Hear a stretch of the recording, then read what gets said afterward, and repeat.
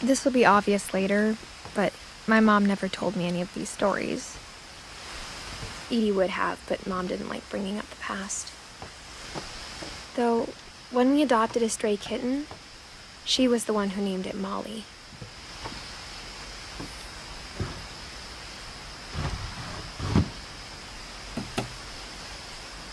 I spent a lot of time in Great-Grandma Edie's room. We got along, and it was a good place to hide from my mom.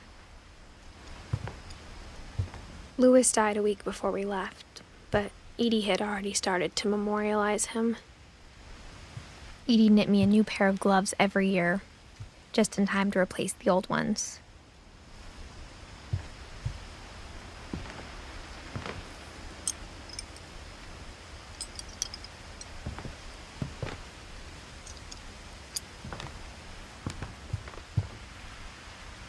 Edie gave a big interview about a mole man living under the Finch house. My mom was furious. I hadn't thought of myself as Edith Jr. for a long, long time. One summer, they evacuated the island, but Edie refused to go. For a few weeks, she was a celebrity.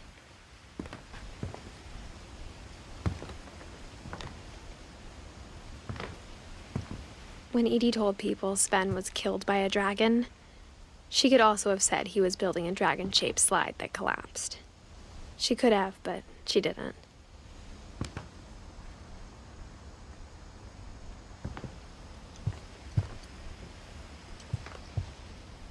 Even in her 90s, sometimes Edie seemed a lot younger than my mother.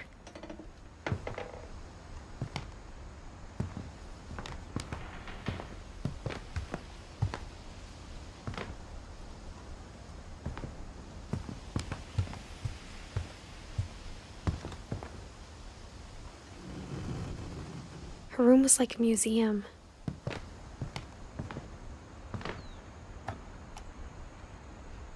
For 500 years, the Finches have been famous throughout Norway for their fortune and misfortune.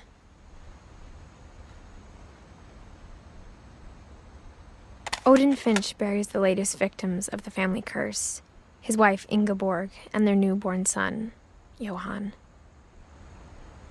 On January 7th, 1937, he set sail with his family and his house, hoping to leave the curse behind.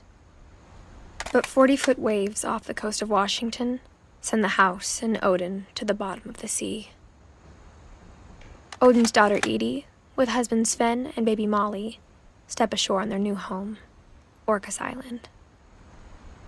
Odin Finch is the first to be buried in the new family cemetery. His daughter Edie is already dreaming of a new Finch house.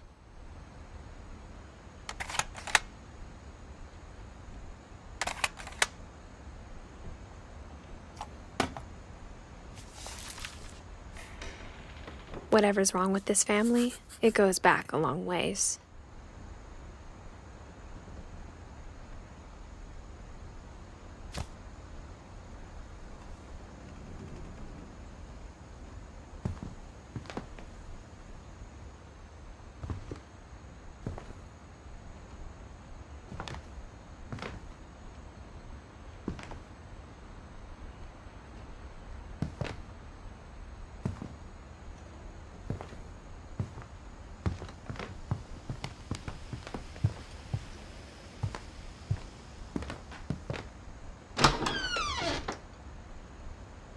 The only trace Grandpa Sam's first wife, Kay, left on the house was the pink bathroom.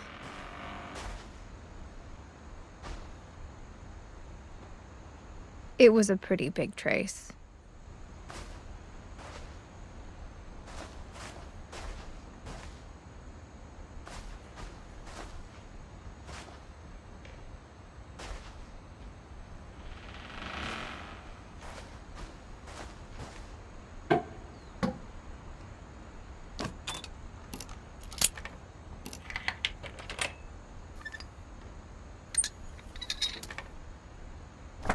There's a secret in this bathroom. It's in the last place you would look. It isn't in the cupboard. It's hidden in this book.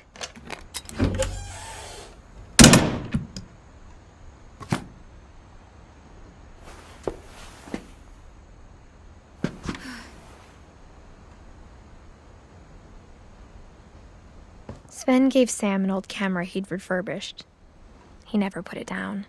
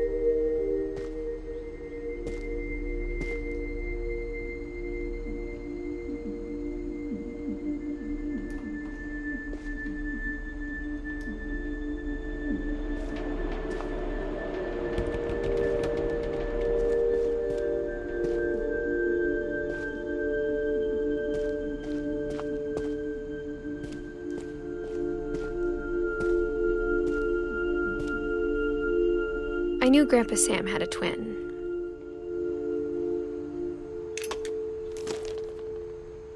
And that he never talked about him.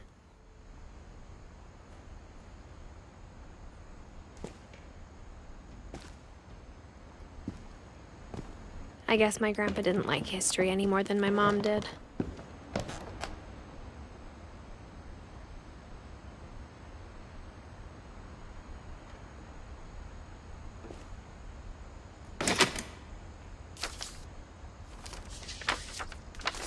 How I Want to Remember My Brother by Sam Finch. The thing I remember is that when he made up his mind, that was it.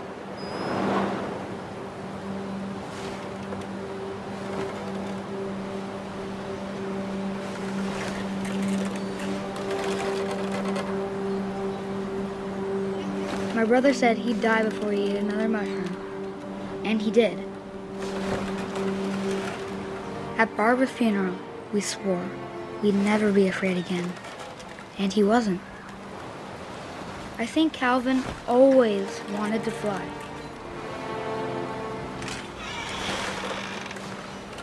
Sam! Calvin! Dinner's ready! Coming! But that day, he finally made up his mind to do it. I told him going around was impossible. Maybe if I hadn't said that.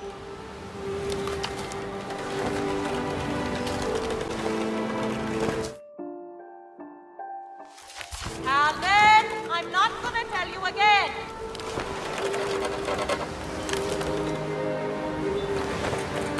Maybe if the wind hadn't picked up.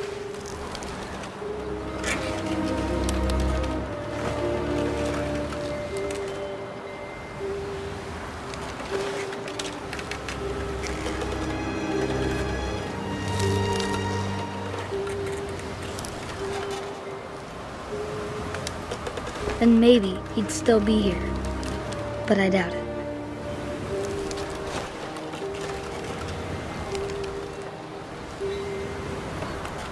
I think he'd already made up his mind.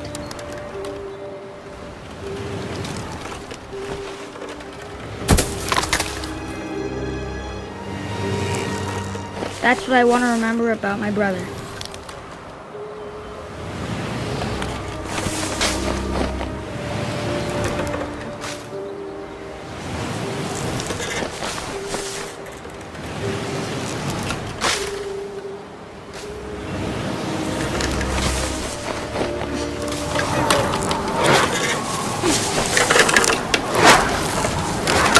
The day he made up his mind to fly. And he did.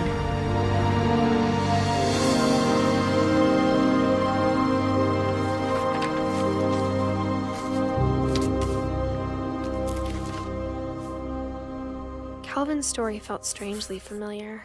When I was younger, I remember trying to do the exact same thing.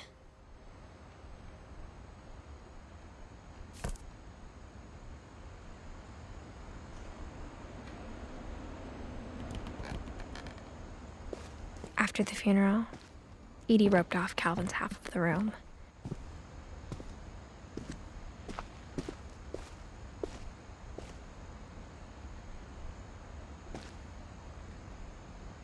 Mom said Grandpa Sam enlisted at 18 and never set foot in the room again.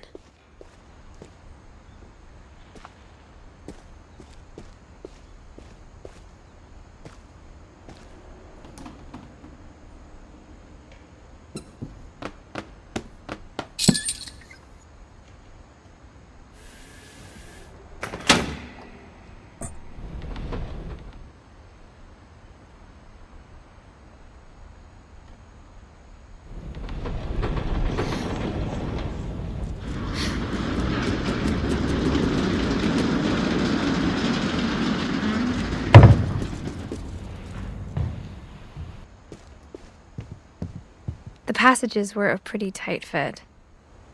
They'd obviously been built for smaller hands and bellies.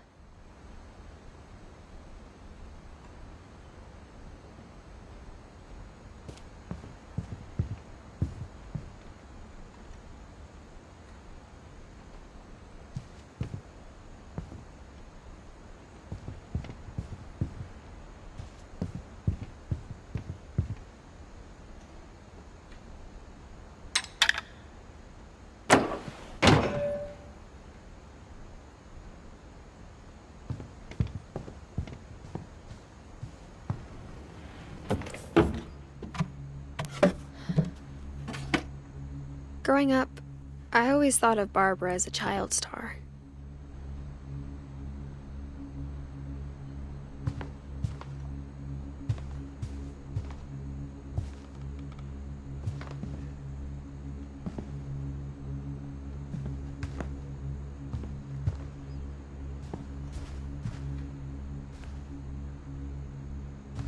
I never thought about how hard it must have been for her afterwards.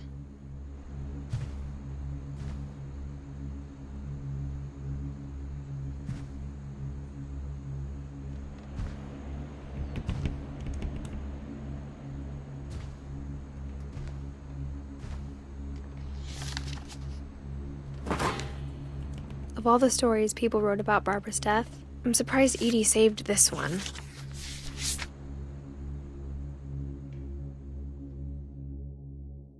Old Jack here with another ghastly tale inspired by America's most unfortunate family. I'm calling it The Surprise Ending of Barbara Finch. As a child star, Barbara was famous for her scream. Now at 16, she was all washed up. A has-been. But in a lucky break, she'd been asked to perform her signature scream at a local convention for monster movie fans. It was just the boost her career needed. Unfortunately, her scream hadn't aged well. Getting better. I think you just need the right motivation. Her biggest fan and current boyfriend, Rick, was about to demonstrate when... Now that was a great scream. It was Barbara's father, Sven. He'd slipped into a table saw and had to be rushed to the emergency room. So Barbara got stuck babysitting her youngest brother, Walter. Her convention comeback was canceled. Okay, I'm hearing frustration, but I'm not hearing terror. What if I tried... A gang of hoodlums in Halloween masks have been terrorizing Orcas Island tonight. Police are urging residents to... That came from the basement. You're right! Also, I loved your delivery on that. Why is your basement door locked? Because my dad likes making puzzles and secret passages. There's a key hidden in the music box. The secret is to keep winding and winding until finally the key pops out. Thanks, babe. I'll be back in a sec. 20 minutes later, Rick hadn't returned. So Barbara went to look for him, right on cue. She reached for the music box. And as she wound the key, she listened for Rick, but the house was silent.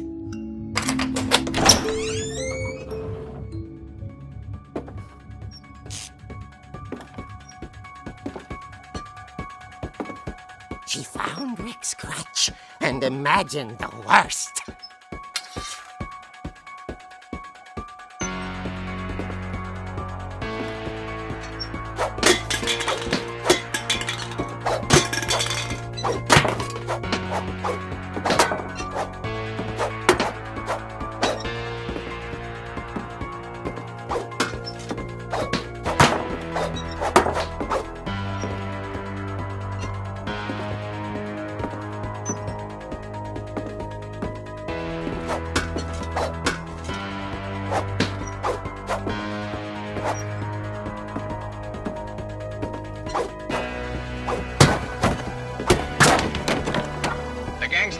Infamous Hookman killer, Dr. Carl Hamill, who impaled and then ate his family 10 years ago tonight.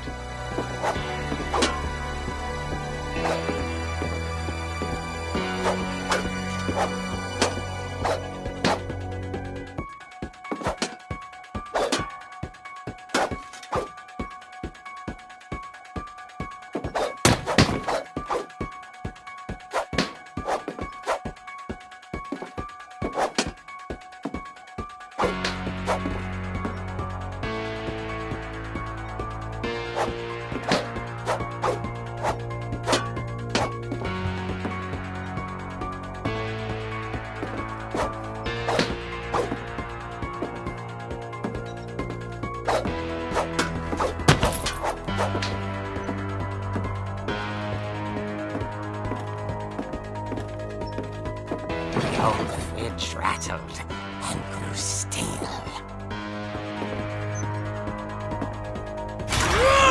Oh dear!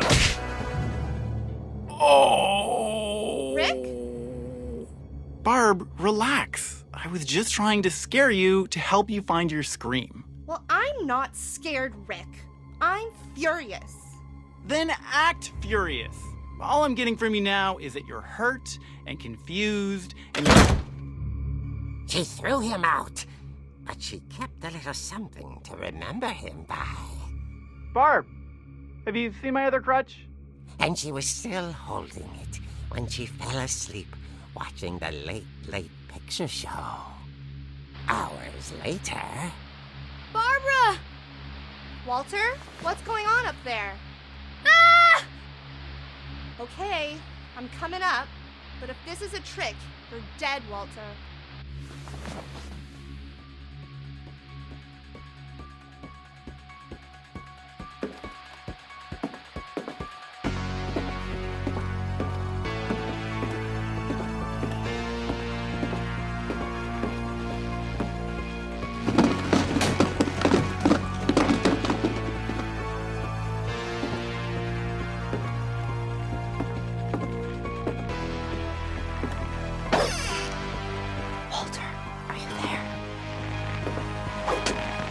Walter had vanished, but his bedside radio was still on. Orcas Island police describe the man as 6 feet tall, with a steel hook for a hand. Residents are urged to lock all doors and windows and notify the police of any suspicious activity. Barbara turned, saw the hook man, and was speechless. He was quite smashing. And tired he was. He couldn't get enough of Barbara. Okay, Barbara, there's gotta be another way out of here.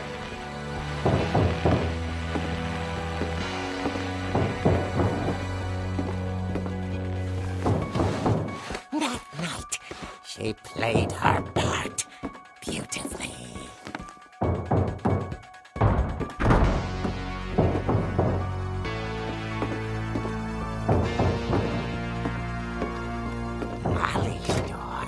looping moment in years. The hinges grow.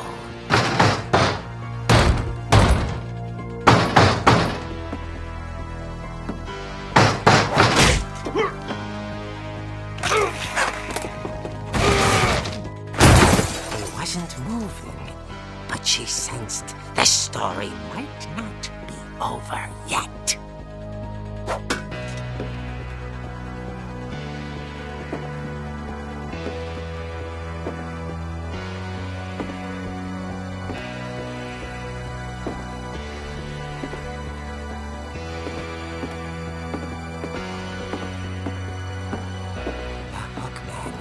Vanished. She listened for his breathing, but all she heard was...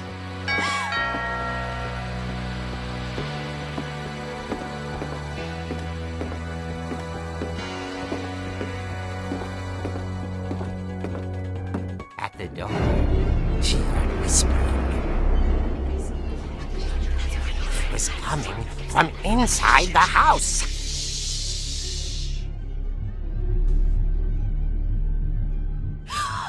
Oh dear. The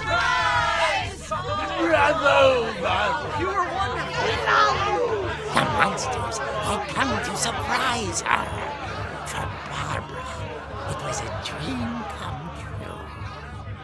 Then she saw what kind of monsters they were, and she realized what was about to happen. She was going to be famous. And with her final breath, Barbara Finch gave the performance of her life.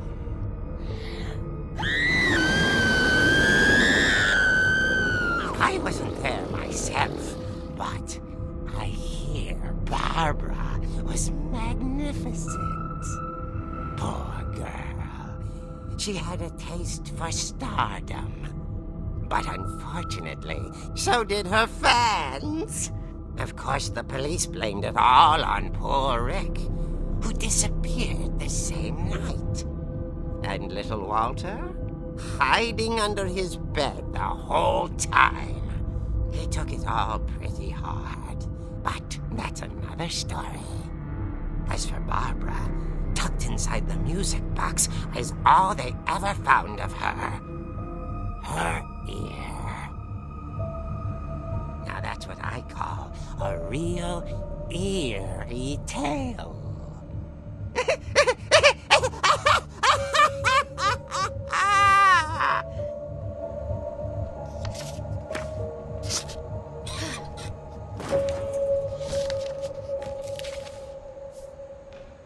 Edie told me all Barbara wanted was to be remembered, as absurd as that comic was. Maybe what Edie saw was a happy ending.